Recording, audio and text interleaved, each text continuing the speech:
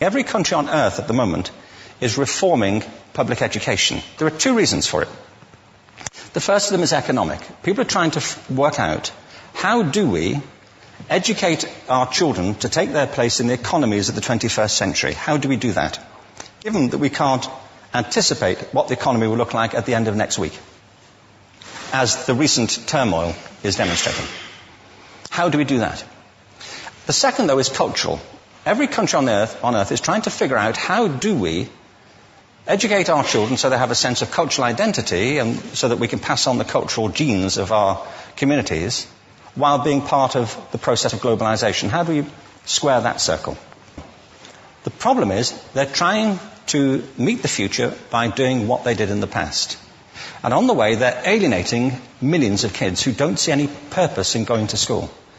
When we went to school, we were kept there with a story, which was if you worked hard and did well and got a college degree, you would have a job. Our kids don't believe that. And they're right not to, by the way.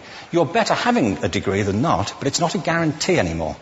And particularly not if the route to it marginalizes most of the things that you think are important about yourself. Some people say we have to raise standards as if this is a breakthrough. You know, like, really, yes, we should. Why would you lower them? You know, I haven't come across an argument that persuades me of lowering them. But raising them, of course we should raise them. The problem is that the current system of education was designed and conceived and structured for a different age. It was conceived in the intellectual culture of the Enlightenment and in the economic circumstances of the Industrial Revolution. Before the middle of the 19th century, there were no systems of public education. Not really. I mean, you could get educated by Jesuits, you know, if you had the money. But public education, paid for from taxation, compulsory to everybody and free at the point of delivery, that was a revolutionary idea. And many people objected to it. They said it's not possible for many street kids, working class children, to benefit from public education. They're incapable of learning to read and write, and why are we spending time on this? So there's also built into it a whole series of assumptions about social structure and capacity. It was driven by an economic imperative of the time, but running right through it was an intellectual model of the mind, which was essentially the Enlightenment view of intelligence. That real intelligence consists in the capacity for a certain type of deductive reasoning and a knowledge of the classics originally, what we come to think of as academic ability. And this is deep in the gene pool of public education, that there are really two types of people, academic and non-academic, smart people and non-smart people. And the consequence of that is that many brilliant people think they're not, because they've been judged against this particular view of the mind. So we have twin pillars, economic and intellectual. And my view is that this model has caused chaos in many people's lives. It's been great for some. There have been people who have benefited wonderfully from it. But most people have not. Instead, they suffer this. This is the modern epidemic, and it's as misplaced and it's as fictitious. This is the plague of ADHD. Now, this is a map of the incidence of ADHD in America, or prescriptions for ADHD. Don't mistake me here. I don't mean to say there is no such thing as attention deficit disorder. I'm not qualified to say if there is such a thing. I know that a great majority of psychologists and paediatricians think there is such a thing. But it's still a matter of debate. What I do know for a fact is it's not an epidemic. These kids are being medicated as routinely as we had our tonsils taken out. And on the same whimsical basis, and for the same reason, medical fashion. Our children are living in the most intensely stimulating period in the history of the earth. They're being besieged with information and calls for their attention from every platform, computers, from iPhones, from advertising holdings, from hundreds of television channels. And we're penalizing them now for getting distracted. From what? You know, boring stuff. At school, for the most part. It seems to me it's not a coincidence totally that the incidence of ADHD has risen in parallel with the growth of standardized testing. Now, these kids are being given Ritalin and Adderall and all manner of things, often quite dangerous drugs, to get them focused and calm them down. But according to this, attention deficit disorder increases as you travel east across the country. People start losing interest in Oklahoma.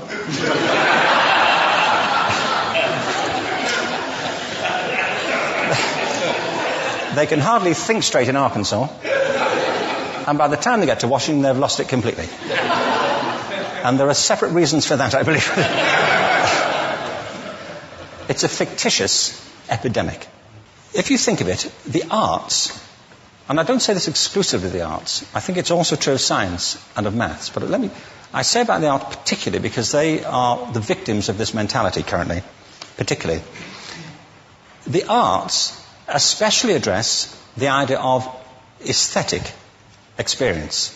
An aesthetic experience is one in which your senses are operating at their peak, when you're present in the current moment, when you're resonating with the excitement of this thing that you're experiencing, when you are fully alive. An anesthetic is when you shut your senses off and deaden yourself to what's happening. And a lot of these drugs are that. We're getting our children through education by anesthetizing them. And I think we should be doing the exact opposite. We shouldn't be putting them asleep. We should be waking them up to what they have inside of themselves. But the model we have is this. I believe we have a system of education that is modeled on the interests of industrialism and in the image of it. I'll give you a couple of examples. Schools are still pretty much organized on factory lines, ringing bells, separate facilities, specialized into separate subjects. We still educate children by batches. We put them through the system by age group. Why do we do that? Why is there this assumption that the most important thing kids have in common is how old they are? It's like the most important thing about them is their date of manufacture. You know what I mean? Well, I know kids who are much better than other kids at the same age in different disciplines, or at different times of the day, or better in smaller groups than in large groups, or sometimes they want to be on their own. If you're interested in the model of learning, you don't start from this production line mentality. It's essentially about conformity, and increasingly it's about that as you look at the growth of standardized testing and standardized curricula. And it's about standardization. I believe we've got to go in the exact opposite direction. That's what I mean about changing the paradigm. There was a great study done recently of divergent thinking. Published a couple of years ago. Divergent thinking isn't the same thing as creativity. I define creativity as the process of having original ideas that have value. Divergent thinking isn't a synonym, but it's an essential capacity for creativity. It's the ability to see lots of possible answers to a question, lots of possible ways of interpreting a question, to think what Edward de Bono would probably call laterally, to think not just in linear or convergent ways, to see multiple answers, not one. So, there are tests for this. One kind of cod example would be, people might be asked to say, how many uses can you think of for a paperclip? One of those routine questions. Most people might come up with 10 or 15. People who are good at this might come up with 200. And they do that by saying, well, could the paperclip be 200 foot tall and be made out of foam rubber? Does it have to be a paperclip as we know it, Jim? Now, there are tests for this, and they gave them to 1,500 people. This is in a book called Breakpoint and Beyond. And on the protocol of the test, if you scored above a certain level, you'd be considered to be a genius at divergent thinking. Okay? So my question to you is, what percentage of the people tested, of the 1,500, scored at genius level for divergent thinking? Now, you need to know one more thing about them. These were kindergarten children. So what do you think? What percentage at genius level? 80. 80, okay. 98%. Now, the thing about this was it was a longitudinal study. So they retested the same children 5 years later, ages of 8 to 10. What do you think? 50? They retested them again 5 years later, ages 13 to 15. You can see a trend here, can't you? Now, this tells an interesting story, because you could have imagined it going the other way, couldn't you? You start off not being very good, but you get better as you get older. But this shows two things. One is we all have this capacity, and two, it mostly deteriorates. Now, a lot of things have happened to these kids as they've grown up. A lot. But one of the most important things that happened to them, I'm convinced, is that by now they've become educated. They've spent 10 years at school being told there's one answer, it's at the back. And don't look. And don't copy, because that's cheating. I mean, outside schools, that's called collaboration, but inside schools. Now, this isn't because teachers want it this way. It's just because it happens that way. It's because it's in the gene pool of education. We have to think differently about human capacity. We have to get over this old conception of academic, non-academic, abstract, theoretical, vocational, and see it for what it is, a myth. Secondly, we have to recognize that most great learning happens in groups, that collaboration is the stuff of growth. If we atomize people and separate them and judge them separately, we form a kind of disjunction between them and their natural learning environment.